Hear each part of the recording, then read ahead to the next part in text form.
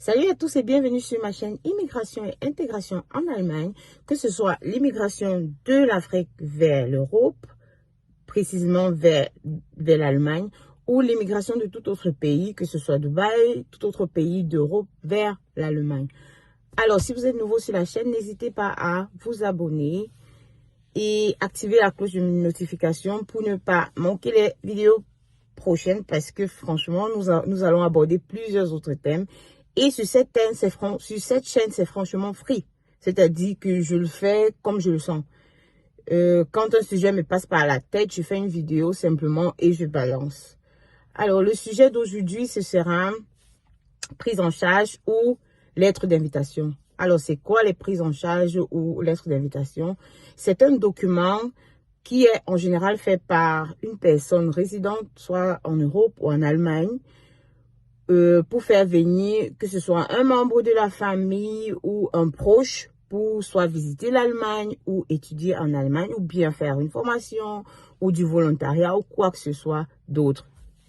Ce document est donc effectué par un preneur en charge vivant en Allemagne, pour l'Allemagne, et il atteste donc que le preneur en charge dispose des moyens nécessaires pour s'occuper de la personne une fois sur place.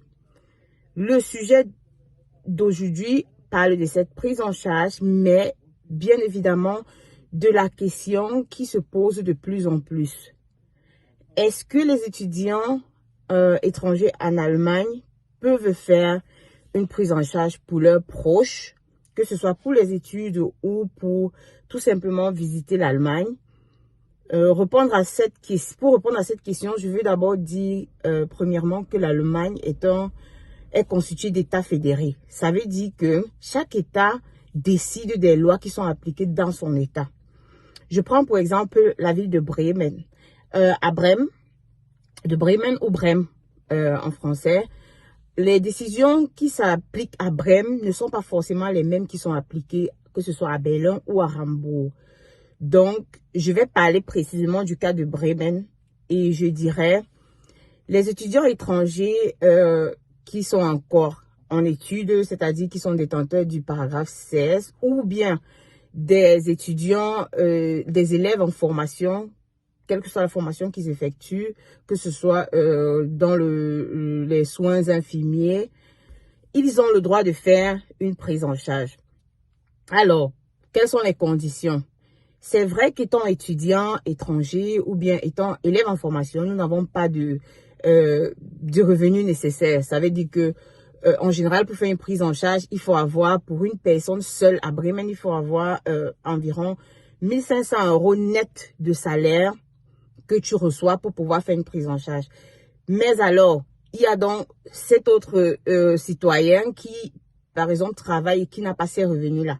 Ou bien cet étranger étudiant qui, à côté de ses études, font des petits jobs ou bien des jobs à temps partiel pour pouvoir subvenir à leurs besoins. Ces étudiants-là n'ont pas suffisamment d'argent. Ou bien ces élèves en formation qui font la formation et qui ont peut-être 900 € ou 1000 € pour vivre ou 1100 € pour vivre. Ce n'est donc pas suffisant. Les 1500 requis ne sont pas donc atteints. Qu'est-ce que l'État de Bremen demande, par exemple? L'État de Bremen demande pour faire donc la prise en charge pour leurs proches. Je rappelle ici que cette prise en charge ne peut être faite que pour les raisons de visite ou de tourisme. La prise en charge pour études est un peu plus compliquée. Ça veut dire que pour ces citoyens avec ces revenus bas, ils ne peuvent pas du tout faire cette prise en charge pour études.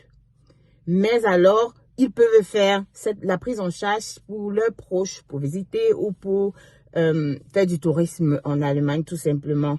L'État de Bremen demande donc à ce citoyen de déposer une caution de 1000 € et en plus de ces 1000 €, déposer 300 € par mois.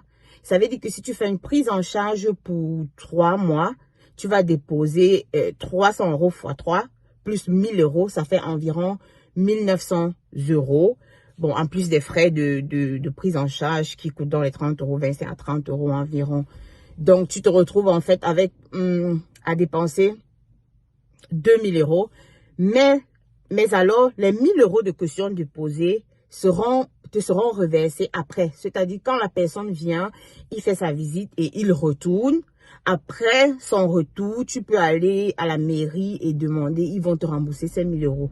Mais le reste de 300 € mensuels pour les 3 mois ne sont pas remboursables.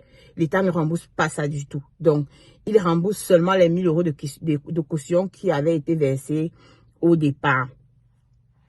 Donc, c'est tout pour le thème du jour et je veux dire que si je vais entrer dans les détails, ce sera vraiment un peu très long, mais je m'arrête sur le fait que les étudiants étrangers ou bien les élèves en formation ici ou si le citoyen lambda qui a un revenu bas peut à Bremen faire une lettre d'invitation ou prise en charge pour leurs proches, tout simplement pour visiter ou bien pour faire du tourisme, mais ne peuvent pas faire de prise en charge pour études. Alors, c'est tout pour la vidéo et je vous donne rendez-vous dans les prochains jours pour nos prochaines vidéos. N'hésitez pas à vous abonner sur la chaîne et à plus pour d'autres thèmes. Ciao!